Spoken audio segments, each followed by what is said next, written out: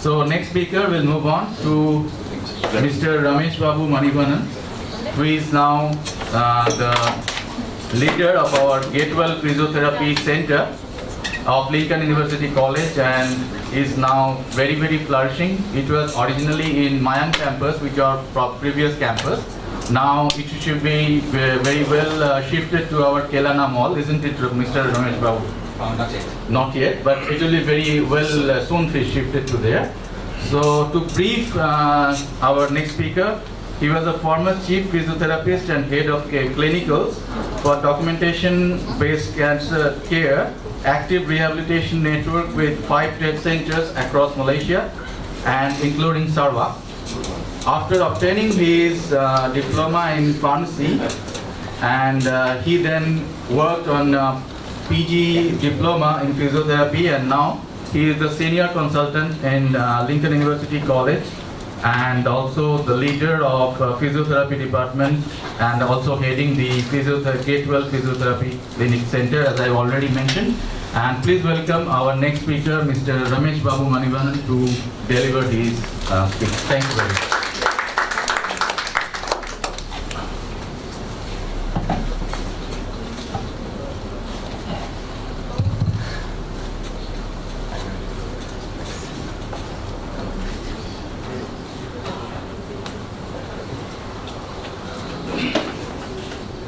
Good morning, ladies and gentlemen, and my colleagues. Today I'm going to talk about extracorporeal shockwave therapy, a recent trend in physiotherapy management of osteoarthritis. In terms of osteoarthritis, as we follow up with what Prof has mentioned now about the definition and the clinical features, I'm going to talk about only the clinical part of how extracorporeal shockwave therapy can help in the management of osteoarthritis in different parts of the body. Definition. By seeing the definition, prior to 1986, the definition for osteoarthritis was: osteoarthritis or degenerative arthritis is a heterogeneous group of conditions that lead to joint symptoms and signs which are associated with degeneration of articular cartilage, in addition to related changes in the underlying bone and the joint margins. So, osteoarthritis has been seen at a different perspective from time to time. Until 1986, it has been seen as a condition where there is a different or multifactorial symptoms and multifactorial involvement. But by Kirtner et al. In 1994, he developed a new concept. Osteoarthritis is a group of overlapping distinct diseases which may have different etiologies but with similar biological, morphological and clinical outcomes. So it involves with the different aspect of clinical features, different aspect of the pathology underlying and overlapping, but the outcome remains the same. The disease process not only affect the articular cartilage but involve the entire joint, including the subchondral bone, ligaments, capsule, synovial membrane and periarticular muscles. As follow up with what Prof has mentioned just now, it's not only a condition of a cartilage, it's not only a condition of a ligament, but it also involves with all the soft tissues and the hard tissue as a bone together. Ultimately, the articular cartilage degenerates with the fibrillation, fissures, ulceration and full thickness loss of joint surface. So ultimately, because of this changes happening within the cartilage, changes happening within the ligament, it ultimately gives a damage to the joint surface. What happens in osteoarthritis? From the perspective of physiotherapy management, how we see our patients, we have to understand what's happening inside in the osteoarthritis. In normal joints, a firm rubbery material called cartilage covers the end of each bone. For a simple understanding, the cartilage is like a rubbery material which covers the articulating surface of the bone.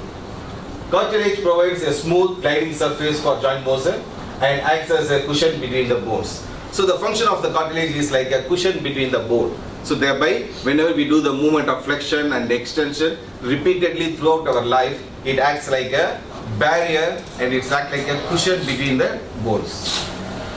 In OA, the cartilage breaks down, causing pain, swelling, and problems moving the joint. As osteoarthritis gets worsened, bones may break down and develop growth called spurs. So, when the osteoarthritis move from the very early stage to the secondary stage and it lead to the worsening stage, it started forming the spurs, which we call it as an osteophytes. Bits of bone or cartilage may chip off and float around in the joint. So its joint started moving around the joint. The body, an inflammatory process occur and cytokines and enzymes develop that further damage the cartilage. In the final stage of OA, the cartilage wears away and bone rubs against bone, leading to joint damage and more pain. So when a patient comes to our clinical practice and seeking for a physiotherapy treatment, we usually look into the signs and symptoms and also the knowledge of what is a particular osteoarthritic condition, and thereby we started treating the patient. So what we see most of the time with the patient is, first initially the pain, which the patient complains of. Second one, by observation and by our clinical examination, we find there is an inflammatory process going on, and thereby we start treating the patient according to the signs and symptoms, and also we will target about how to get the patient out of this problem and continue with that. The conventional way of physiotherapy management. The conventional way, what we do initially is when the patient come into our physiotherapy and we started giving them the pain management, because that's the primary issue the patient rises out of osteoarthritis. So what we do usually, we use interferential therapy or transcutaneous electrical nerve stimulation. This too works on the basis of gate control theory. So this is to control the pain, where the patient is out of the pain, or we reduces the pain to the comfortable level where he is ready to go for the exercises. Because ultimately the physiotherapy concept says, and we work on the concept of doing the exercises, make the patient active rather than give them the rest. For that purpose, we start with the pain management, which we use in the conventional way. For the inflammatory process, we use a therapeutic ultrasound. This osteoarthritis, the pain, the inflammation, the damage, all this happens just because of the inflammatory process. This inflammatory process we will take care by giving a ultrasound therapy. The ultrasound therapy reduces, and it takes its optimal time duration to get rid of the inflammatory process, and thereby it takes its own cycle to bring the patient back to comfortable level where we can start the exercise. In terms of therapeutic exercise, in conventional physio we do static quadriceps, mobility exercises, non-weight bearing exercises, partial weight bearing exercises, and gait training. Now we talk about the recent trends in physiotherapy management of osteoarthritis. By revolving and then the update on the equipments electrotherapeutically and therapeutic exercises which developed during the years of time, we have currently using extracorporeal shockwave therapy, therapeutic high intensity laser, therapeutic exercise like mobility exercises, active strengthening exercises, open kinematic weight bearing exercises, gait training, and functional ability exercises. So all these are considered as a recent trend in the management of osteoarthritis. It's just because in terms of conventional, what we are using the electrotherapy like interferential therapy or transcutaneous electrical nerve stimulation, these are based on superimposing the electrical stimulation on the pain impulse. Thereby we are reducing the pain, or we are only focusing on pain management, and then we are moving to the exercise therapy. But here in recent trends, as per the recent research shows, when we apply the extracorporeal shockwave therapy or the high intensity laser therapy, it produces this unique effect of very advanced, very fast healing of inflammation. Thereby the patient is able to continue, able to start his exercises as quick as possible. Today I am going to talk about extracorporeal shockwave therapy in the management of osteoarthritis. Extracorporeal shockwave therapy is a non-surgical treatment that involves the delivery of shock waves to musculoskeletal areas of the body with the goal of reducing pain and promoting healing of the affected soft tissue. Extracorporeal shockwave therapy is nothing but producing acoustic sound waves into the form of shock waves and applied to the tissue where there is a need for reducing the inflammation.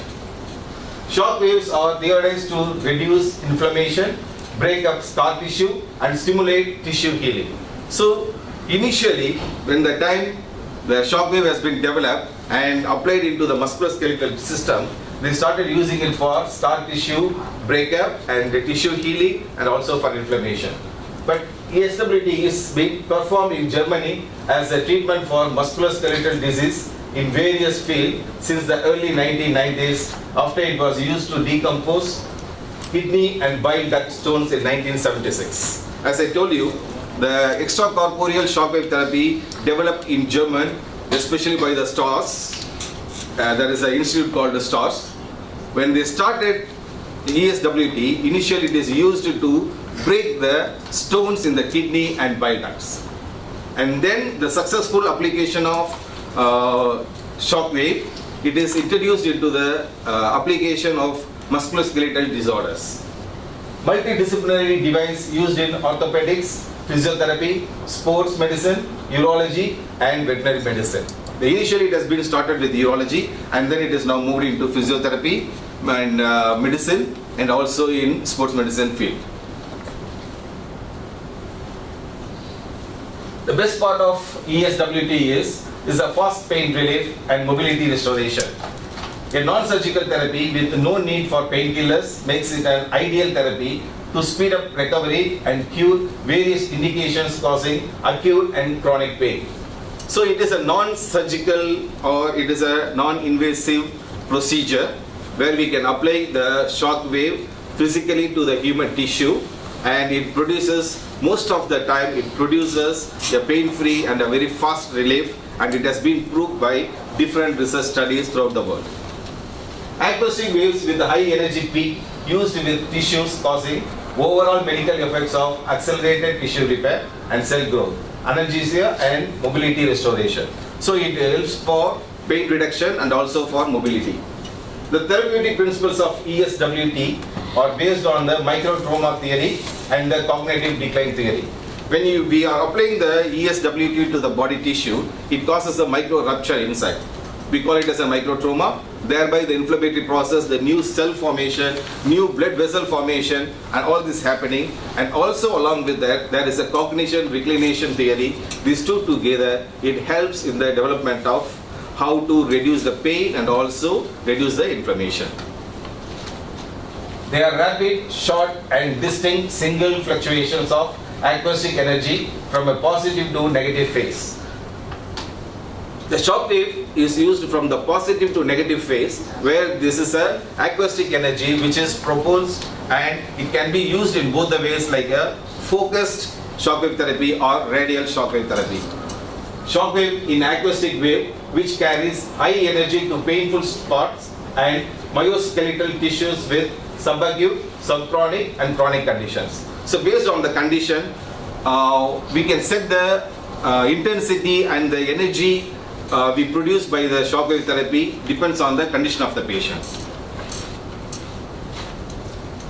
The intensity of positive pressure and the consequent energy discharge close to the target cause the direct effect on the of the shockwave. This event is influenced by tissues through which the wave front passes, which can trigger phenomena of absorption, reflection, diffraction and transmission of induced energy. So when we apply the extracorporeal shockwave therapy to the tissue, it penetrates into the skin and then it causes reflection as well as refraction and the energy is absorbed within the body. Tensile forces produced by the negative phase lead to the transition of water molecules into the cavitation bubbles, which as they expand are immediately compressed. So the cavitation bubbles present inside will be filled with the fluid. This leads to an increase in the temperature of gas contained in the bubble until it implodes generating spherical shock wave and vapor microjets called jet streams. Jet streams is the effect of shock wave therapy when it is applied to the tissue. Say in ultrasound, therapeutic ultrasound, when we use a therapeutic ultrasound, the effect of ultrasound inside the body is micro rotation and microvascularization. The same kind of thing in shockwave therapy, we produce a jet streams. The relationship between the induced energy and the therapeutic efficacy of shockwave is due to the features of the acoustic signal rather than the intensity of the pressure. When we see certain physiotherapists, people when they apply the shock wave, they feel like they have to hold it on the skin and they have to give the pressure. But by research, it doesn't mean how much pressure you use it when you apply a shock wave therapy. It is an important clinical factor. It is the energy what you are delivering. It is the intensity of the shock wave, how you use it. That is how it is determined. It is not by means of how much pressure you give. Even sometimes we can see the ultrasound when people apply, it's only the sound waves which is penetrating. It doesn't mean how much pressure you give.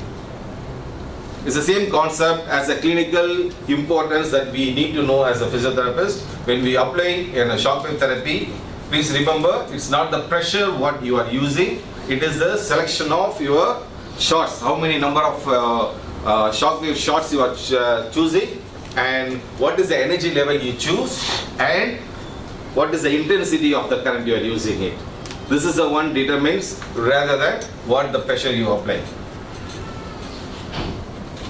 It has been recognized that high energy levels can cause irreversible alterations to the cell structure. So, in certain conditions, the application of shock wave even can cause irreversible cell changes.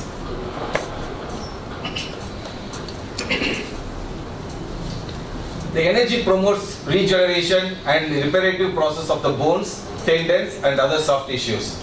Shock waves are characterized by jump change in pressure, high amplitude and non-periodicity.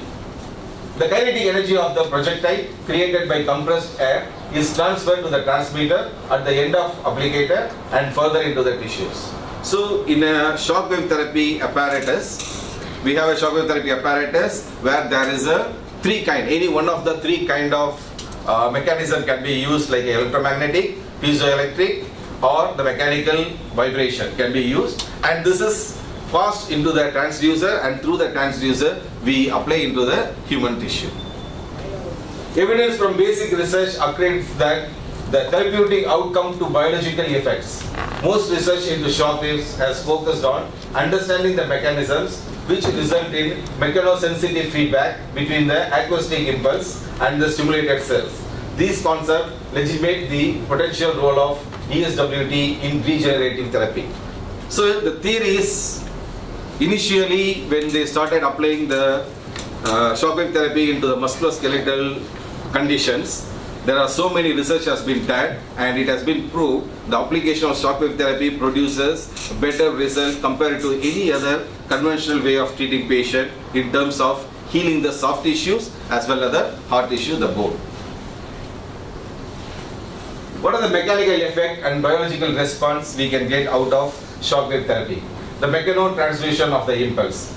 The mechanisms that involve tissues to recognize and convert the intensity, frequency, amplitude and duration of an acoustic signal into a biological reaction are still unknown. The research is still going on about the dosage what we use in shockwave therapy. In shockwave therapy, when you apply into the musculoskeletal condition, depends on the condition, there are different choices of intensity, different choices of energy you use and different choices of how many number of shots you use. So all this is still on research which is a very exact one for particular conditions. Nevertheless, specific features of reactive cells, well known for their mechanosensibility, activate links of identification and transmission of the exogenous stimulus in unidirectional units of biological information. Even though how much the dosage is very particular about the particular condition is not so determined, the results has been proven that it has produces, the shockwave produces a good release in inflammatory process and release in pain. They stimulate extracellular matrix, binding proteins, and the nuclear via the cytoskeleton. As we have the observation from Prof's explanations, the shockwave therapy stimulates the extracellular matrix, which is also responsible for the healing process as soon as possible. What are the clinical applications of focused shockwave therapy? Focused shockwave therapy are generated by electrohydraulic, it is mechanical factor, electromagnetic and piezoelectric devices.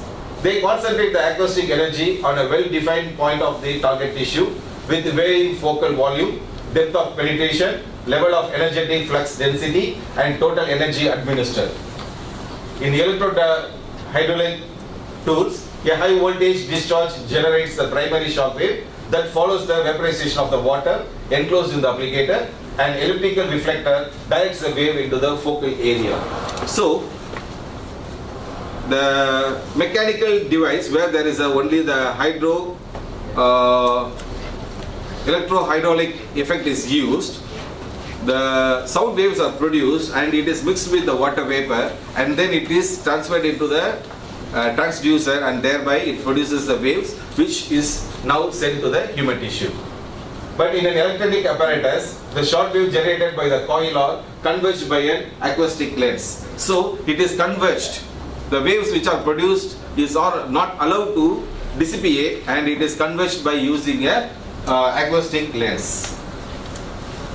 Lastly, the deformation of the crystals distributed along the spherical cap of the piezoelectric system generates a series of waves which added together are concentrated in the target area. So because of the lens we are using it is converged, and the group acoustic waves has been focused and applied to the tissue. The use of focused short wave, especially when high energy levels are used, requires accurate identification of the area to be treated. So when we treat a patient with the osteoarthritic changes, it may be in the knee or hip or spine or maybe any other part like ankle, we have to choose the right area where we are applying. Is it on the soft tissue or is it over the hard tissue? What is the purpose and what is the outcome we are expecting? Based on that, we have to apply it to the particular area. So the selection of the tissue area or the body surface is very important for the application of shockwave therapy. This allows the most favorable therapeutic effect and avoids damage to the surrounding tissue. Why we do have to choose the right place? Because if you apply the shockwave therapy to the normal tissue unnecessarily, it may cause a damage around that area. So we have to be focused on where we are applying, and there should be a need for shockwave therapy to be applied to that area. For this purpose, radiographic or ultrasound guidance is necessary. In physiotherapy practice, we use ultrasound as a therapeutic modality. But in medical field, we have ultrasound helps as a diagnostic modality. This diagnostic ultrasound can be used to understand the application of shockwave therapy into the tissues. When we apply the shockwave therapy and we observe with the use of diagnostic ultrasound, we can see how the shockwave therapy is applied to that soft tissue, and is it to the particular area or appropriate area, or it is dissipated all over the normal tissue. In the treatment of soft tissues, patient feedback is usually sufficient. But for clinical practice, in our day-to-day practice, what the patient feel and how the patient respond, that is good, fair enough to understand whether we are applying it appropriately or not. Pneumatic generators produce radial waves or pressure waves whose physical properties significantly differ from those of focused shock wave. So in focused shock wave, it's of focused waves, but in radical we produce the radial waves, which usually we use it in a clinical practice. The linear pressure, the low energy values, the relatively low velocity of propagation, and above all, the short duration of the rise time differentiate radial waves from the focused shock wave.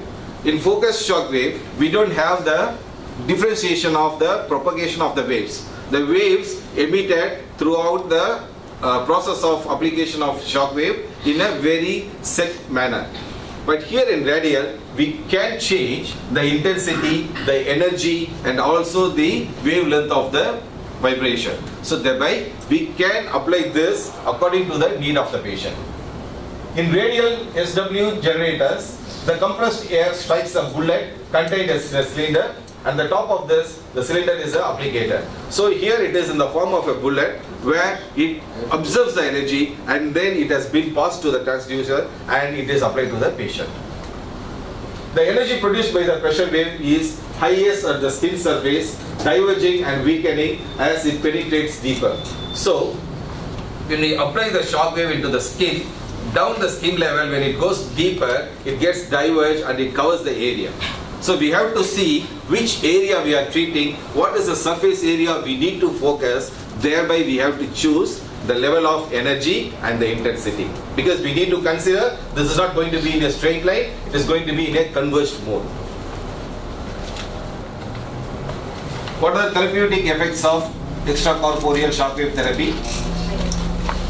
Extracorporeal shockwave therapy has been proved to have many kind of therapeutic effects in musculoskeletal disorders. But here I am highlighting the points which is pertaining to the osteoarthritic condition.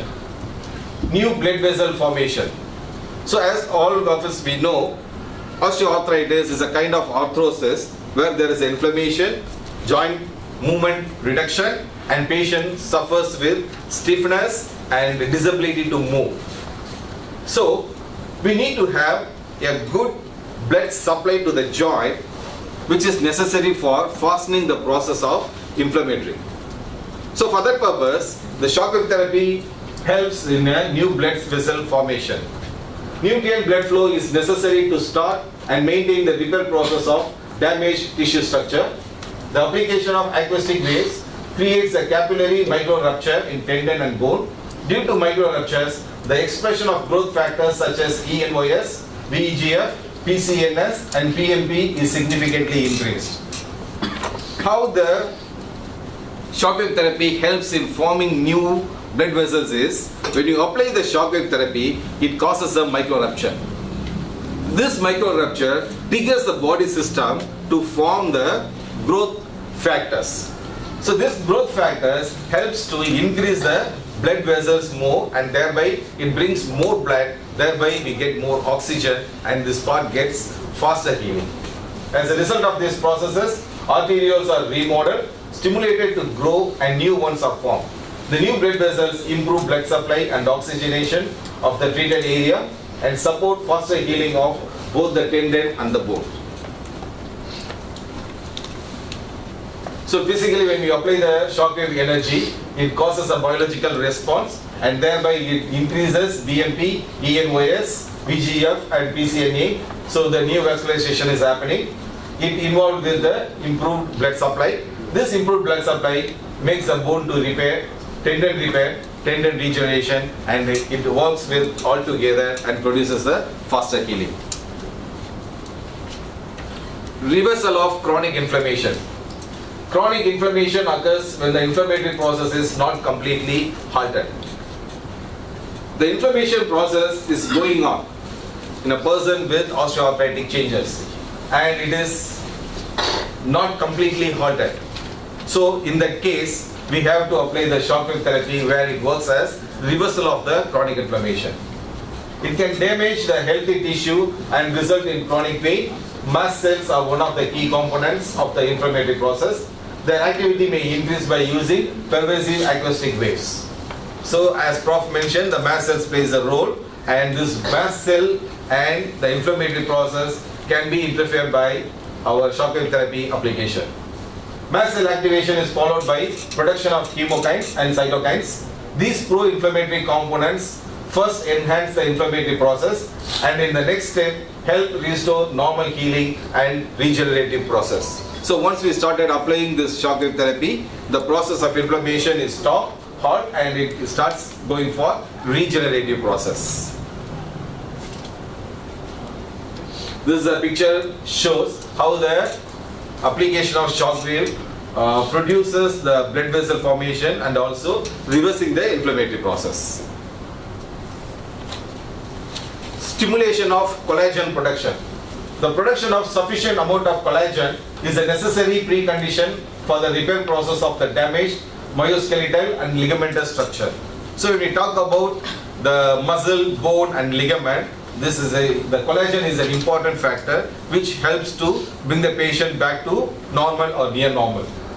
Shockwave therapy accelerates pro-collagen synthesis. The therapy forces the newly created collagen fibers into a longitudinal structure which makes the newly formed tendon fibers more dense and stiff and creates a firmer structure. Due to aging process or due to the wear and tear of the soft tissues including the synovial membrane, heart lane cartilage and the cartilages, the patient presents with damaged and also very weak soft tissues in the joint. When we apply the shockwave therapy, it creates the production of cartilages and thereby it makes it strong because the cartilages stick into the soft tissues in the longitudinal proportion, thereby it makes it firm and makes the ligament and the soft tissues getting better and stronger. Another important thing of applying shockwave therapy into the osteoarthritic condition is the pain substances dissipation. The pain substance, we call it as a substance P, is the one which conveys the message from the site of injury to the brain saying that there is an injury followed by the brain recognizes the pain. So we call it as a pain substance. When we apply the shockwave therapy creates a barrier and dissipate the pain substance from the site of injury, thereby the perception of pain by the C fibers can be reduced. Substance P is a neurotransmitter that mediates pain information through C fibers. This neuropeptide is generally associated with intense, persistent and chronic pain. It relays pain message to the central nervous system. So from the site of injury, the pain substance or the P substance carry the information to the central nervous system. Through the central nervous system, it reaches the brain and brain recognizes that there is a pain due to injury. Lowering the concentration of substance P reduces the stimulation of afferent nociceptive fibers and thus reduces the pain. This is another way of controlling or handling the pain in terms of physiotherapy or by means of using pain medications or pain balm. Decreasing substance P, histamines and other nociceptive metabolites also helps inhibit development of inflammatory edema. So thereby the another way of handling the inflammatory process as well is by means of reducing the pain substance or reducing the density of the pain substance, thereby the nociceptive receptors not carrying the information much from the localized area to the brain. Acoustic waves generated by shockwave therapy lower the substance P concentration and trigger pain relief. So thereby it reduces the concentration of pain substance and thereby it reduces the pain impulse reaching the brain. Another concept of shockwave therapy in terms of osteoarthritis is release of trigger points. Usually when a patient goes for any damage to the soft tissue around the joint, it's not only the joint affected, secondary due to the joint, there is a muscle weakness starts and sometimes the muscle end up with trigger point. This trigger points produces pain all over the muscle whenever the patient tend to move the joint and perform a repetitive movement. So trigger points are the peripheral cause of pain in the back, neck, shoulder and limbs. They are associated with palpable nodules in taut bands of muscle fibers and have extremely contracted sarcomeres. So in trigger point, what happens is in the muscle sarcomere is extremely contracted. It is already contracted state and the dysfunctional sarcomeres contract so tightly that they begin to cut off their own blood supply. So whenever the patient tend to move, the contraction rate or the depth of contraction getting more and more and thereby it makes the sarcomere contracted too much tight. This is one of the reasons why the trigger point started forming. This causes the waste products to build up waste product buildup irritates the sensory nerve endings, which then causes even more even more contraction. So, when there is a trigger point formation starts, and then there is a dust and the waste materials forms, this together forms like nodules, which when we palpate in our clinical practice, it looks like a nodules present in the muscle. This is what we termed as a trigger point. So releasing this trigger point reduces the pain, and also it reduces the inability of the muscle to perform the activity. This vicious cycle is referred to as metabolic crisis. The assumed mechanism of action is that the delivered acoustic energy unblock the calcium pump and thus reverses the metabolic crisis in the myofilament and releases the trigger point. So when we apply the extracorporeal shockwave, it blocks the calcium pump. Thereby, it won't make the sarcomere to get into more contraction. Thereby, it releases and try to give way for the muscle to contract and relax properly. This is a picture to show how we apply the shockwave therapy into the trigger point. When we palpate the muscle from externally, we can feel that there is a nodules, and we place the shockwave therapy exactly over the trigger point, and then with the appropriate energy and appropriate intensity, we can disseminate the trigger point and the muscle comes back to normal to perform. Evidence-based application of extracorporeal shockwave therapy in osteoarthritis. G. Henley concluded their study, the effects of extracorporeal shockwave therapy on the pain and function of patients with degenerative knee arthritis. They stated that ESWT stimulates and reactivates the healing process of the tendons and the tissues around them, thereby stabilizing the tissues in osteoarthritis of knee. It is published in 2017. 2015, Jin Hong King, in the study, the dose-related effects of extracorporeal shockwave therapy for knee arthrosis have demonstrated that higher intensity energy destroys more unmyelinated sensory nerve fibers and thereby has a greater pain reducing effect. In 2014, Hein-Jing Han concluded the study, the effect of extracorporeal shockwave therapy on pain, disability and depression of chronic lower back pain patients, that ESWT appeared to relieve chronic lower back pain, thereby improving the patient's physical function and consequently their ability to perform daily living activities, leading to significant decrease in lower back pain disability indexes. In 2013, Chen Yong Lee has demonstrated that gentle and repetitive stimuli given through shockwave therapy was effective at relieving pain. Thomas Nerelka in 2014 stated that that shockwave therapy had shown better long-term pain relief compared to FJ injections too. Following the other studies, in 2014, Sevilla has been proved that the morning stiffness rate was reduced by 44%, joint index reduced by 39%, and functional index reduced by 18% compared to the initial data, that is compared to the pre-test data. In 2012, Zheng Wang has explained the factors leading to the improvement in blood supply and tissue regeneration is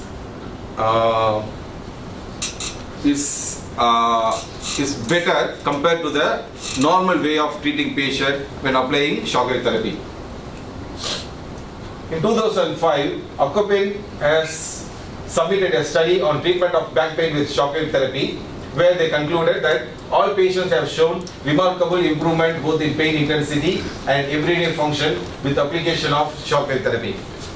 In 2017, myself and with my colleagues, we have conducted a study on effectiveness of extracorporeal shockwave therapy in treatment of lower back pain in patients with osteoporosis, and have demonstrated that extracorporeal shockwave therapy might be considered as a tool for improvement of disability index in patients with lower back pain due to osteoporosis. This study has been accepted by International Conference on Osteoporosis in 2017, and we are still doing further studies in terms of how effective shockwave therapy in terms of applying into the osteoarthritic in different conditions like hip, knee, spine and ankle. there are research works is going on throughout the world on the application of extracorporeal shockwave therapy. At GetWell Physiotherapy Center, we are still working on different studies pertaining to osteoarthritis and shockwave therapy. And I take this opportunity to render my thanks and my hearty thanks to Mr. Saravanan, one of my best friend, who is from Ipoh, and he is helping me a lot to conduct the studies in a very well-versed manner. And I would like to conclude by saying a word from my Tamil literature, where there is a saying, "Tottanai thoorum manarkeni mandarku kattanai thoorum marivu." It means a well with the water gives you water as much as until you dig into that, until you resource it. So the education in the field of physiotherapy and health sciences is to be updated until we feel that we are saturated. So it is just by means of your resources you may keep on updating yourself. With that, I would like to thank you all for this opportunity, and I would like to thank Dr. Fadil Huda, Mr. Manzoor for this kind opportunity to present myself. Thanks a lot.